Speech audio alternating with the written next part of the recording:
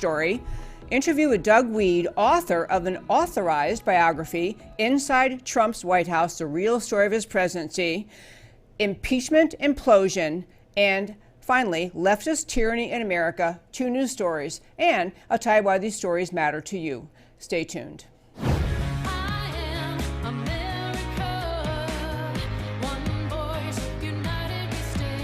Debbie Georgatos, host of America Can We Talk, is an author, attorney, and political analyst whose mission is to inspire the American political conversation about preserving liberty in the best country on earth.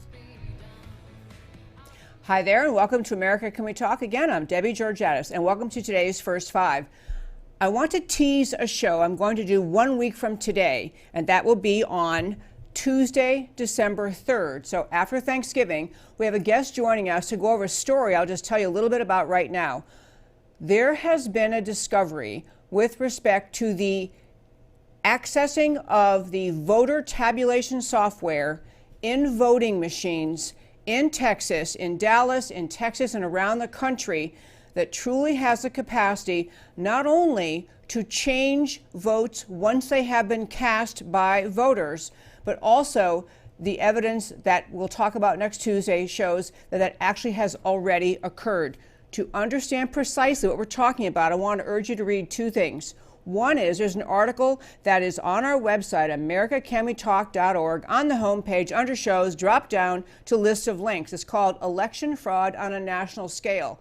This article spells out how this potential and actual occurrence of manipulating voter data within inside voting machine software was made possible by the software that was placed, made possible by the people who set up those voting machines and enabled access to this possibility. And we'll actually talk through next week with an expert in studio related to how it was done and what has to be done to fix it. But to understand what's happened, security protections in voting machines were disabled. Penetration and manipulation of actual vote tabulations was and is possible, and evidence already exists that the votes were surreptitiously electronically manipulated to change election results. This is a huge story. I want to urge you to tune in next Tuesday to read the article I just mentioned, and finally, especially for the cyber savvy among my listeners, also on our homepage, americacanwetalk.org, under shows, drop down list of links, you will see actually a link to a lengthy, or somewhat lengthy, 45-minute, I think it is, video that lays out in detail with actual showing you the computer screens how this election tabulation software was made accessible, remains accessible, and truly permits black hat, they use the expression black hat hackers, makes possible manipulation of America's future voting and actually evidence that already occurred in past elections, including calling into question the race in Kentucky with the incumbent Governor Bevin having lost. So that's my tease for a week from today, and that's the end of my First Five today. I want to encourage you to read those articles, watch that video, because it's complex. It's not like explaining a simple mistake like I put an extra cup of sugar in the recipe and the cookies didn't come out. You have to follow what's being said to understand. It's complex, but it is written in this article and again in this video in a way that the average American person can understand. There needs to be a grassroots demand across this country to have an investigation by either state-level attorneys general or the U.S. Attorney General to understand what happened and to fix the problem. The immediate and only solution, which I'm presently aware, is to insist upon paper ballots in the 2020 election cycle. And that, my friends, is today's First Five. As you heard in the beginning of the show, we have a guest joining us online. He's actually on the phone, and his name is Doug Wead. He is, by background, a New York Times best-selling author. He served as a special assistant to the president under George H.W. Bush. He is a co-founder and original board member of Mercy Corps. He has a fabulous resume as a writer and also as an insider in Washington with some administrations, the George H.W. and then George W. Bush. And he also has organized a first international charity awards event involving first ladies of both political parties. But the reason he's joining us today is because today is the day that his newest book was released. This is the actual authorized by the First Family biography of the Trump family. The book is called Inside Trump's White House, and we have joining us online Doug Wead. Hello, sir. Hey, hi, Debbie. Good to be with you. I am so glad you're joining me today, and this is exciting. It's your first day out. The book's newly out today. I will tell you that I got it off of Amazon this morning onto my iPad, was trying to race through it. Obviously couldn't read the whole thing, but it's a great, great story. You spent 2 years interviewing the first family in the White House and talking, and outside the White House, talking with members of the first family. So just to start with, what is your impression overall, the Trump family, the sense, just the whole family's connection and your sense of the family? I was just blown away by how bright they are. You know, usually in a family, there's a smart one and a dumb one and a sloppy one and somebody that's good with finances and somebody who isn't. I was just kind of shocked about how talented each one of them was and how dynamic their personalities were. So they were all like little versions of Donald Trump, but different. I mean, Ivanka's so elegant and gracious. She's beautiful, of course, and she's tall and stately. And then when you meet her, she just totally disarms you because she's so gracious. It just is very impressive. Okay, I want to go to one story. I will tell you, there are several articles that I read in preparation for today. One was a Fox story in which you were describing the relationship, just a little bit about the relationship between President Trump, Donald Trump, and his wife, Melania, and the kind of teasing back and forth they do. Can you just tell us a little bit about that? Yeah, it's so funny. You know, the readers will love the pictures in the book because there's pictures of Donald Trump and Melania holding hands and embracing, and that's typical. The media just doesn't show those pictures. But yeah, they're going through hell. They recognize, they'll say, oh, we're patriots, we're doing this for the country, it's a privilege, we don't mind, it's okay. But privately, they know the hell they're going through. And sometimes at dinner time, the president will puff himself up with importance and say, Melania, honey, isn't this great, this journey, adventure I'm taking you on as First Lady? And she'll say, yeah, thanks a lot. Yeah, great. Sarcastically. The kids think it's just hilarious. Well, I love that. And I will say I've noticed little signs when you see them on television at events. There's a fondness there I think does come across between the two of them. And, you know, I think the media has spent so much time trying to malign him, denigrate his presidency, attack the family, that I am just thrilled to have a refreshing, honest insiders inside the White House book talking about the first family and what they really are all about, what they really like. One other thing you mentioned is in this one article I wanted to ask briefly about was that there was a talk about the idea that the president had chosen he decided to run supposedly April 30th, right after the White House Correspondents' Dinner of April 30th, 2011, but that was dismissed. I guess maybe you're not going to tell us the real story. We have to read the book. But many things, is that right? Or will you tell us, how do you really get around to deciding? Or is that you want people to read the book to know the answer? Yeah, no, I'll be glad to tell you because there's so much in the book. Just stop and think of this, Debbie. I had 600 pages of transcripts of interviews with all the Bush family members and the president. The book's only 400 pages long, so I left a lot on the cutting room floor, so I'll be glad. There's plenty for the reader to find. I'd be glad to tell. Yeah, most of the stories about why he decided to run for president and when he decided to run for president, like Bill O'Reilly's story and other stories, according to the president and the family, are totally false. He was thinking about this for most of his life. In fact, as a little girl, Ivanka remembers being under his desk. He'd get the New York Times, and he'd get so angry, and he'd rip a part of the page off and underline things and file them. And he kept thinking that somebody's going to come along, and somebody is going to solve all these problems, and nobody ever did. I asked him at one point, why did you finally decide to run for president? He said, you know, you buy a company when it's poorly managed. You always look for a poorly managed company. Then you buy it and you clean it up and you can sell it as a profit. So you never buy a company that's well managed. He said, I ran for president because we had two presidents in a row that botched everything, and I could fix it. So that was part of his rationale. That was interesting to me. Oh, I just love that. So you say you have 600 pages of transcription of your interviews with various members of the Trump family. So you talk to, obviously, President Trump, you talk to Melania, you talk to Ivanka, you talk to other, like Jared. I assume you talk with him a great deal?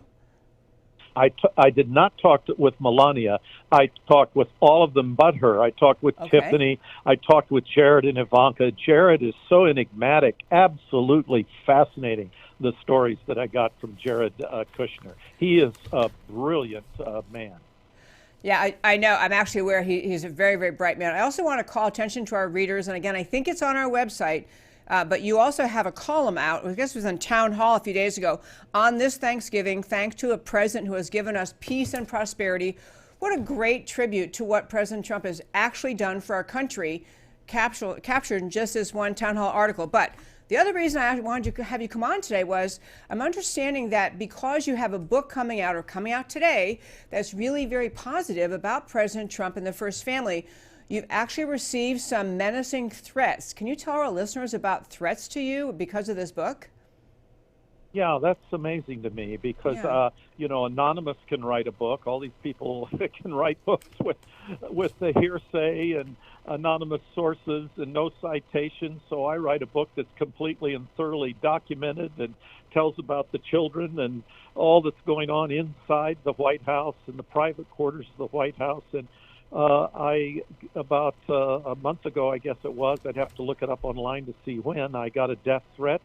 The author of the threat knew the names of my children. Oh. I have 5 children, went into great detail, said if your book is published, they're going to be bathed in blood, and on it went. My publisher said, you don't have to do this book. We'll let you back out of the contract. And the family said, full speed ahead. We're not going to let freedom of speech be destroyed by some. Then I got another death threat a few weeks after that from someone in Texas, of all places. Well, whoever that person is, we're kicking him out of Texas. Go ahead. Mr. Wead needs a effing bullet in his head, it said. And then last night, today, by the way, the book was just released, as you pointed out. This is its first day. And last night, when I got to the hotel here in New York City, the unique signature of the person who's sending these death threats came through with another email. So they're watching what's going on and they're monitoring it. But, you got to be able to speak freely. You cannot let anonymous people dominate the news cycle and write history. You've got to have primary sources write history. Who is saying this? What is their name? And what is their authority to say this? And in 100 years, historians will look back. They're going to want to know what Donald Trump said. They're going to want to know what contemporaries said today, not anonymous people. Absolutely true. And I will tell you, when I was reading about the death threats, I did read about that a little before I came in today. Part of what the left, I think, thought was that they could manipulate public opinion during the campaign to be so anti-Trump, and with the media and the American left so anti-Trump that they just would have sullied him to the point he couldn't win. And then after he won, and they continued to attack him, and they had the whole Trump-Mueller collusion hoax, the Russia hoax, and that fell apart. And I think what your book is probably really troubling to some leftists is because you're humanizing someone they have tried to demonize as mean-spirited and simple-minded and incompetent and not very balanced. And when you present a human being to the American people through your interviews at the White House, that's what sets the left off. What do you think about that theory? Yeah, I think that's a good theory. On election night, early on, when the networks decided that Hillary Clinton would win, some of Trump's staff came to him and said, what are we going to do? What are you going to say? He said, I'm just going to go downstairs and go out on Fifth Avenue. I'm going to tell them I tried my best. I'm a patriot. I love my country. And then I'll get on a plane tomorrow and fly to Ireland and play a game of golf. It's going to be okay. And then at one point, Brad Parscale sat him down and said, "Sir, you are going to win. I have different models I'm using, and the network numbers are wrong. You are going to be president. You're going to win." He said, "Brad, that may be true, but if it isn't, it'll be okay. It'll be okay." And then later that night, he's watching on TV. It turns, and he's winning. He's leading, and he sees these Clinton supporters at the Javits Center, these young ladies, and they're weeping. And we got to go. They're saying, "Come on, we got to go." He's looking at the screen, and he says, "Look at this. Look at this. Imagine how they feel." And he knew how they felt because that's how he had felt, like he'd been kicked in the stomach earlier that night. And his heart reached out to those Clinton supporters. Wow, he had a nicer reaction than I did on that night. I wasn't sympathetic for those folks at all. Doug Wead, I want to just commend you, congratulate you on writing a book, the authorized biography of President Trump. It's called Inside Trump's White House. It's now available, I can verify, on Amazon. And I appreciate your writing. And thank you so much for joining me on this great, exciting day for you, the first day with your new book out. Thank you, Debbie, for celebrating with me. I appreciate that very much. Thanks for joining me, sir. Best of luck with the book. Okay, folks, thank you. I have to tell you, folks, this is the coolest thing. First day out, this book is really going to rattle the left, I think, for exactly the reason I said, because this author is saying, I sat down, I talked to them, I recorded conversations, and this is an established author, an authorized biography, not a hit piece by a leftist who tries to contort things. And I think this is the left's biggest fear, because I think that more and more Trump supporters do think of him as a good, decent man doing good things. They see past what some are bothered by, kind of a brusque and brave and outspoken personality, and they see the humanity, the warmth, and the intelligence of this man. And if this book succeeds in helping more and more Americans see that image, understand a different Donald Trump than the media tries to paint, it's going to be another big headache on the American left. So again, Doug Wead, the book is Inside Trump's White House. Urge you to get that book and enjoy it. I'm so glad he could join us. I want to turn now and talk about my next topic today, which is this idea, I called it the impeachment implosion. And I want to tell you why I say that. I know everyone's been talking about the idea that as the impeachment rolls along, there are signs that within the Democrat Party, some of the people who, within the Congress, members of Congress, some people who are really queasy about speaking up and saying, yes, let's impeach this president. I'm with it. I want to impeach him. The Democrats are losing steam even inside the House. One particular person, Democrat Congresswoman Brenda Lawrence of Michigan, actually formally came out and said she didn't see the value of kicking President Trump out. Why don't we just censure him? Okay, this is huge. I'm going to guess this woman did not say that to the media without permission from the powers that be inside the Democrat Party. They're trying to send signals to the American people. This impeachment thing is not going well. So they have someone who didn't want to have to vote for censure. She's out. They also have poll numbers. Before I go into the poll numbers, I got to tell you something that came to my attention. We've been talking about this impeachment. We've gone through, talk about witnesses and what this person said and that person said, and who's speaking hearsay and who has any firsthand information. There was a lengthy article out in the Vanity Fair magazine, which is very leftist, anti-American, leftist magazine. Vanity Fair had a piece out talking about, will Trump be impeached? And it goes on and on and on and on by who's got to line up behind the impeachment and who's going to be against it and what possible grounds can we find. This article was written and published in Vanity Fair before President Trump was even sworn in. It was published about 10 days after he won the election. The left was already strategizing, how can we impeach him?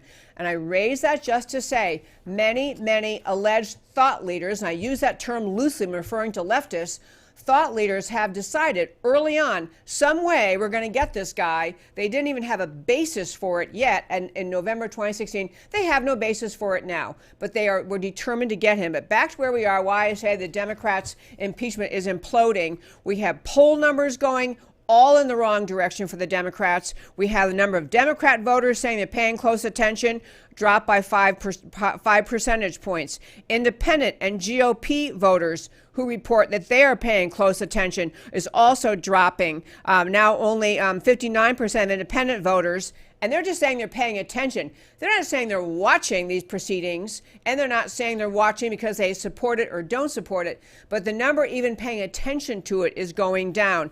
And after they had actually, after holding steady at 70% in the past two surveys, the overall number of voters said they're following the probe fell again by 5%. So I'm getting at, people are tired of it, and this Democrat Congresswoman is kind of helping the Democrats test the waters. What if we just censure this guy? We have Adam Schiff. We have a quick clip of Adam Schiff being interviewed on some CNN show. And he's basically asked, well, are you going to go forward and impeach? So I want to quickly just play this short clip with Adam Schiff, who again is the House Intelligence Committee chair, the king of the Democrats in this impeachment proceeding. Do you think President Trump should be impeached? I want to discuss this with my constituents and my colleagues before I make a final judgment on it. Okay, he went on and on and on and on. I can't stand listening to him. But even he is not saying, yes, he should be impeached. He'll say, yeah, I think that probably we put sufficient evidence together. I think enough was laid out. We could. But even Schiff is giving himself some room to backpedal. Got to talk to constituents. Two other stories I want to mention about this impeachment, just to understand. If you watch CNN all day, well, first of all, shame on you if you watch CNN all day. But if you do watch CNN all day, you might think the entire country is behind impeachment because, after all, the cheerleaders on CNN are behind impeachment, and they make it seem like everyone in America is behind and supportive of the impeachment, except, of course, the crazy Republicans. But actually, Democrats, dark money, left-wing money, is being spent to try to lure people to vote for the impeachment. George Soros linked dark money. This group is running ads in the districts for vulnerable Republicans, trying to get them to get behind impeachment. And again, this is another article available on my website, americacanwetalk.org. On the homepage, under shows, drop down list of links. You can go read this yourself. The names of the groups. Soros always does his money in some kind of squirrely, snaky way. One organization funds another one, and thank goodness for the type of people who will just dig in, the forensic researchers, and get you to the point and say, yeah, this is just Soros money. Soros is running ads in Republican districts, trying to encourage people, Republicans, to get behind impeachment. It's not happening. Republicans have, except for Mitt Romney, but Republicans in the House have not broken ranks yet. There's also another concern that I want to mention just briefly. So John Solomon, there are few remaining actual investigative reporters, and he now has his own website. I think it's johnsolomon.com or I'm not sure what his name is. But anyway, it's johnsolomonreports.com. He has made a very helpful posting is really a way to assist the Senate Republicans. If the House votes for impeachment and it goes to the Senate and they've got to do document digging, they've got to find the information they need, John Solomon has given them a 12-point list of all these documents that President Trump could authorize for release. And if Trump authorized these for release in a Senate impeachment hearing, for removal, there would be astonishing major uproar on the American left. The left is trying to get this impeachment done while still hiding all that their players, including the Bidens, were doing inside the Ukraine, and Hillary and Soros and State Department money. And so this is a brilliant piece that's laying out, here's a whole bunch of information the Senate could be looking for. And I want to mention one other thing. A poll number I think is driving the left completely crazy. And that is this. The American people were asked, how much do you care about the impeachment versus how much do the Democrats care, and how much do you care about the impeachment versus how much does the media care? Here is the outcome. And these are independent voters saying this. This is what's making the Democrats so nervous. Independent voters are saying that the impeachment issue is more important to politicians than it is to me. 62% of independents said, yeah, the impeachment issue is more important to politicians than it is to me. They see this as a politician entertainment show. Also, same group of voters, independents, say that impeachment is more important to the media the media than it is to me. So these independents saying, and so that number was 61%. So basically, you're well over half of the independents polled think this is an impeachment being pushed by the politicians, by the media, and it's something they actually just simply don't care about that much. So this impeachment implosion, I'm telling you, what I think is going to happen. I mentioned yesterday one idea that might happen is that you might have the Democrats come out and say, in some kind of magnanimous, we just feel at the end of the day, we have an election coming up in a year. We feel it's the most ethical thing to do to stand for the right of the American people, to choose their president. So out of deference to the American people, we're not going to impeach. They'll find some noble reason. The other thing they could do, Nancy Pelosi could do, is just say, why should we, the House members, go through this impeachment when we know it's going to go over to the Senate and the Senate is just going to refuse to remove him? I mean, she could say essentially, blame the Senate. They're a bunch of Republican, cowards, and they'll never stand up for what's right. And so why put the country through the impeachment if you know the Senate won't remove him? I think the Democrats are very, very, very, very concerned about the idea that if this case of impeachment ever gets in front of the Senate, there are too many skeletons in too many Democrat closets that they do not want out there. This is about the last thing they would ever want, is to have this entire impeachment tried in the U.S. Senate. One last topic for today, and I want to mention something before I turn to this. I call this topic leftist tyranny in America, 2 news stories. One reason I do this show, and I tell our listeners usually at the end of the show, I do this show to speak up for the extraordinary, unique greatness of America. That this country was founded on extraordinary and vital and important ideas about the rights of man, like the Declaration of Independence says, that we have rights from God simply because we were created. And that these are inalienable. We have the right to live in freedom. We have the right we have a government with the consent of the governed. We have a government designed to, its primary purpose is to protect the right of the individual to live in freedom. This is what America is. This is what America was intended to be since its founding, and this is what is under siege in this country today. What's under siege in this country is the mindset of the leftist tyranny-minded leftists in this country, the people who think that their job in getting elected to government is not to govern, is not to follow the Constitution, follow the standards in the Constitution, uphold the Constitution, respect the founding idea of America as laid out in the Declaration of Independence, that we each have rights from God simply because we were born, that we have rights, male and female, all of us have rights. The tyrannist mindset, the tyranny-minded American left, has no interest in perpetuating, sustaining the founding ideas of America.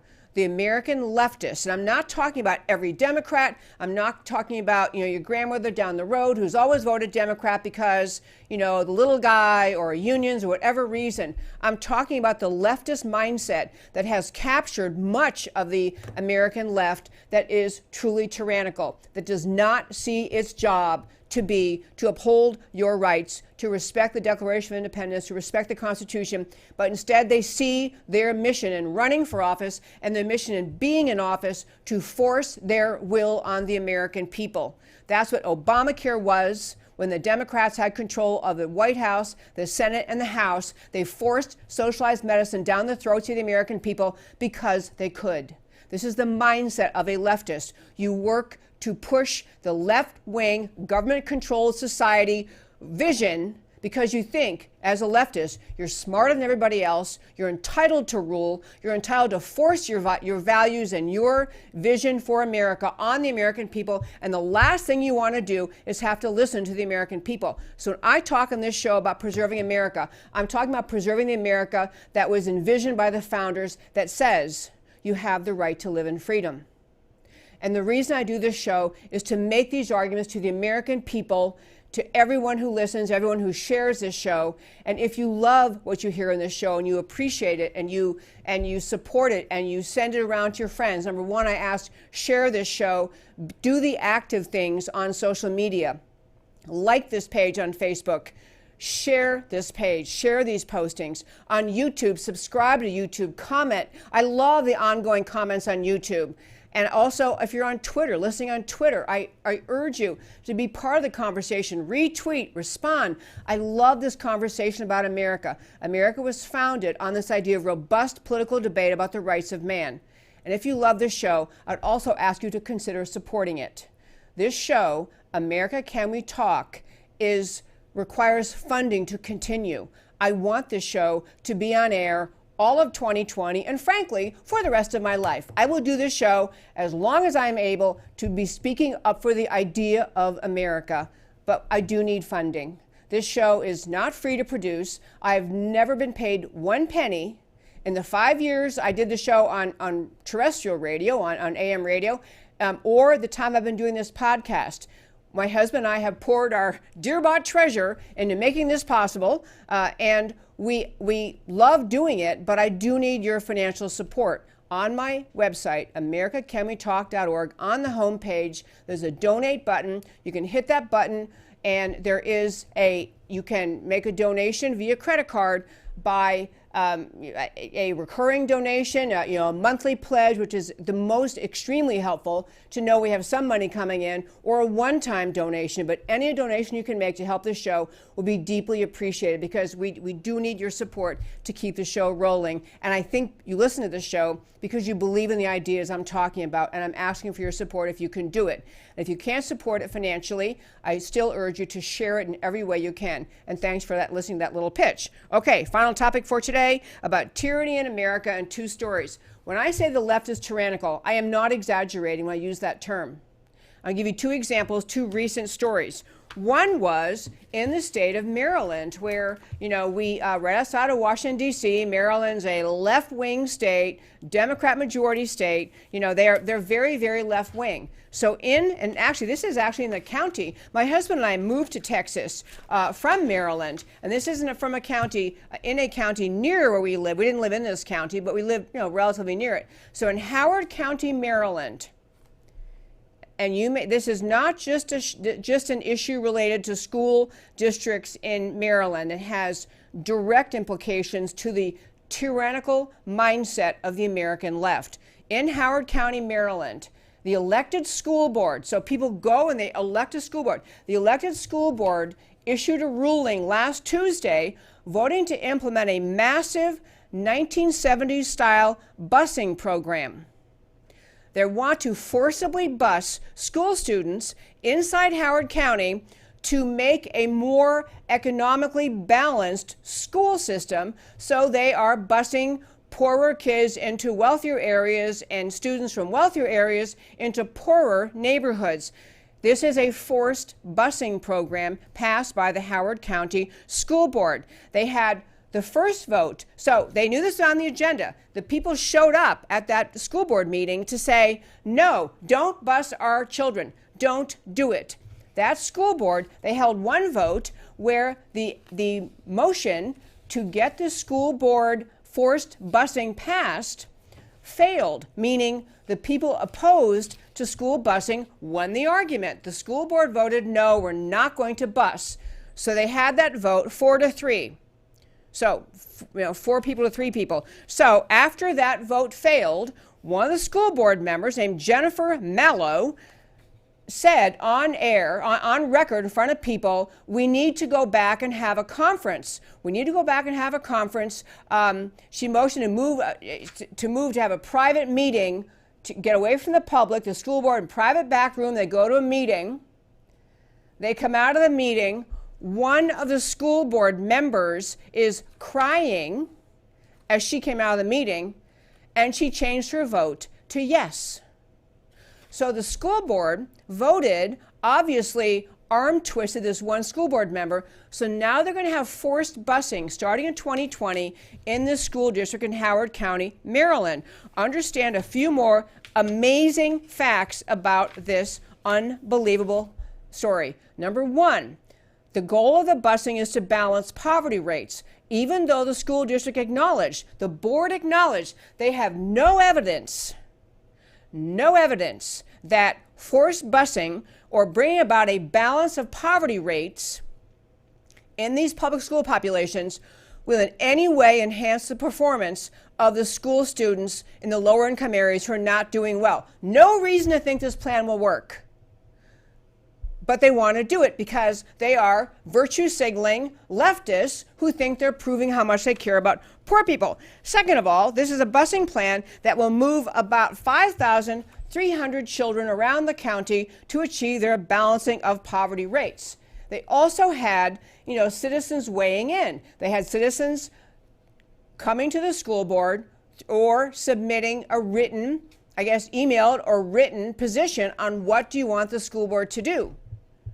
6,650 pieces of verbal and written testimony were submitted to the school board opposed to the busing plan. Over 6,600 pieces of communication from parents in this district saying no to the busing, 150 pieces and supported it. But the school board did not care what the people thought. They did not care what the parents thought. They did not care. They were elected by these people. But this is an example. When I say the leftist mindset is tyrannical, this is a good example. They didn't care whether their program would work. They didn't care what the people who elected them wanted. They decided, we are virtue signalers. We are morally superior. We're going to force this on them, like it or not. And the people are saying, not. And so I'll close out. This is one of my two stories about just this tyrannical mindset of the left. Or I guess you can say three stories if you count the fact that Obama and the Dems pushed through forced socialized medicine in the form of Obamacare when they had the chance. Leftists will always do the most radical thing ever that they can, given the chance. They have that mindset. You seize the power when you have, you do as much as you can, and the ends justify the means. It doesn't matter if you're ignoring the voices of the people. And under Obama, you had poll after poll telling them, do not pass Obamacare, do not bring socialized medicine to America. And the leftist mindset, tyrannically minded, they have tyranny on their minds. They are government control based thinking, not freedom based thinking. So one last point about this story in Howard County, Maryland, was that the board member who had made the motion, wanted school busing, who called for a private meeting, pulled the board members away when her motion failed, actually had the audacity to issue a statement blasting the citizens who showed up to tell them basically, you're lucky you're allowed to hear this proceeding. You're lucky you're allowed to be here. And don't you go waving signs while we're talking. And don't you go criticizing me on social media. She actually scolded the American public, her constituents, to say, you better not criticize me. Who do you think you are to criticize me? Okay, story number one. Point being, the left is tyrannical. Story number two. And by the way, wait. One more thing, back to Howard County. Howard County actually happens to be the home of people who've escaped the repression of communism. Both Chinese immigrants to America, Bulgarian immigrants to America, who came to America to escape communism. They've been posting on social media. Here's just one example. A Chinese immigrant, escaped communist China, named Ming Du, wrote to Mallow on social media, "It's a sad day, Ms. Mallow, a very sad day. You've completely repainted the image for the elected officials in a democratic society. I've never felt so belittled in front of a government official in America. I was stunned to hear you rebuking your constituents, a scene I've not seen ever since I left the tyranny of China 26 years ago. I thought America was different." That is, until November 7th. They have comments from another guy from Bulgaria. Martin Dimitrov wrote, in Bulgaria, during socialism and what transpired with the redistricting brings horrible flashbacks from totalitarian times. This is slippery slope, folks. Be vigilant. Stay engaged. Another Bulgarian said, "I grew up in the Soviet Union, and the great fight for social justice is a slogan straight out of the old Soviet propaganda posters. Lenin and Stalin used the quote, 'The end justifies the means,' all the time. If the goal is morally important enough in their view, any method of attaining it is acceptable." And there we have it. Corruption, wrong data, communities broken apart, So as an independent voter myself, I urge this group to become an educational resource to the 300,000 residents of Howard County on the dangers of blind ideology. I mean, these are former people living under communist repression saying, what happened? I'm here in America, and the same dang thing I try to escape from China and from Bulgaria is happening right here in America. Second story, I'll keep it very short, but on the subject of, I'm telling you, the leftists in this country have embraced tyranny. They sell tyranny as kindness. Don't worry, we'll take care of you. Don't worry, we know better. We're smarter than you. You were not smart enough to figure out schooling or where your kids should get to go to school. You're not smart enough to figure out your health care. We have to help you because you're too stupid. We have to control you. So the other story very quickly was there was a professor at Columbia University. He was from the country of Romania. Romania had a horrible communist repressive state for decades. He explained, he's a theater professor. He was formerly, by the way, I want to get his title, he's from Romania. He was formerly the general director of the Romanian National Theater. He escaped Romania, came to Columbia, and he quit Columbia saying, Columbia has become like the communist country I left. Columbia, Ivy League. He gave two examples. He gave an interview in Romanian television in the Romanian language, but someone translated his two stories. One was they were looking to fill a staff position in the theater department, and he was basically told, you can't hire a white man who's married and is heterosexual and has children. No white men, no straight men, no heterosexuals. You have to find either a gay, a transgender, a transsexual, or at least a racial or ethnic minority, preferably a woman. And he's saying, he said to the school, what if the best person happens to be a white heterosexual? And the school said, too bad. Too bad. You can't hire him. And so he's saying this is the mindset that he saw in communist countries. They dictate, no thinking on the part of the people allowed. Second example he gave when he finally quit Columbia was this.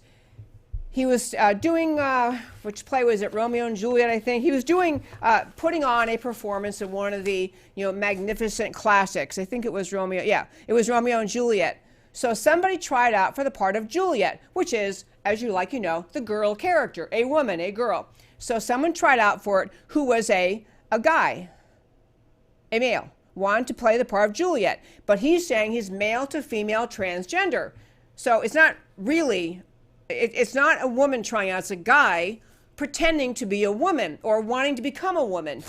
And so when he said, I don't think that's a good call, that doesn't seem like a good person to cast in the role of Juliet, a guy, he got criticized first by his colleagues who were blaming him for expressing dissatisfaction with a guy, he calls it a transsexual woman, it's a guy, playing the part of Juliet, and he got criticized by his colleagues and the school for not casting this transgender, transsexual, whatever the term is, a guy who wants to dress as a woman and live as a woman, wouldn't cast him in the role of Juliet. And he's saying, that's enough. But he's getting at not just and this is another good example of this tyranny mindset I was talking about.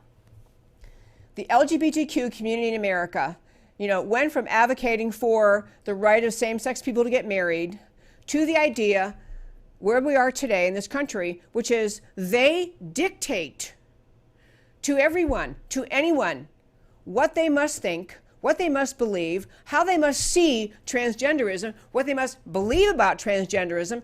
They dictate what pronouns you can use, how you may speak, and whether or not you're even allowed to hold the opinion that when you're casting for Romeo and Juliet, you might want to cast a woman in the role of Juliet. And he's just saying, we've let this professor, we've let thought control of the radical leftists in this country take control, and the grown-ups, the intelligent, the sane are no longer in charge. And now, my friends, I'll tell you why the stories we talked about today matter to you. And the first story is from election fraud. I cannot urge you strongly enough. This is new, profoundly dangerous territory in election fraud in this country. Again, next Tuesday, December 3rd, tune in. But this is not ballot harvesting. It's not absentee ballot forgeries. It's not votes from the graveyard. This is the worst and most nefarious kind, electronic cyber vote tabulation manipulation. The white hat hackers in Texas have uncovered this, the tracks of manipulation in the 2018 elections and the Kentucky governor's election. And if nothing is done, this will be the blueprint for the 2020 elections. Read Election Fraud on a National Scale at AmericaCanWeTalk.org and watch the related video titled Episode 70 at Economic War Room. Judge for yourself what happened. Bill Barr needs to get on top of this. He needs pressure to get on top of this. On the short impeachment update or the impeachment imposition, blue state Democrat rep voices, this is a Michigan Democrat, voices dissatisfaction with the impeachment process. I'm sorry, I'm getting text from, voice impeachment with the process, promotes censure. Even Adam Schiff won't commit to getting the impeachment done. Polling shows cratering public support for impeachment, particularly among independents and in swing states. Everyone knows if we get to the Senate, Joe and Hunter Biden, Adam Schiff, Charamella, the secret whistleblower, Vindman, all will be exposed to questioning in the Senate trial. And the Democrats and the deep state do not want this to come out. Their role in coup number 2, which this is, and potentially coup number 1, will be made visible to the public. Pelosi is looking for a way to climb down. She may just do a preemptive smear of a partisan Senate won't let us get rid of him. Third topic for today, leftist tyranny in America, 2 news stories. A Maryland school district defies its constituents, imposes busing against the will of the citizens, and votes behind closed doors. Chinese Americans object. This is communism. A Romanian professor at Columbia resigns because the school's academic culture is like being back under communism. Leftism is about imposing absolute power, not implementing the will of the people, controlling disagreement by silencing free speech, belittling the motives of those who disagree with them, and ignoring constituents. Elitism, we know better what's good for you and you will submit, is now leftist standard operating procedure. The American heritage of self-government with freedom of speech is under assault from today's leftists.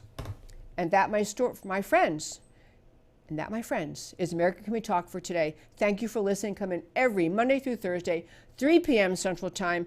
Tune in to America Can We Talk. Share this. Help me grow this show. I'd so appreciate your support in every way to grow this show. And remember to always speak up for America because America matters. Talk to you tomorrow. Like a crashing wave.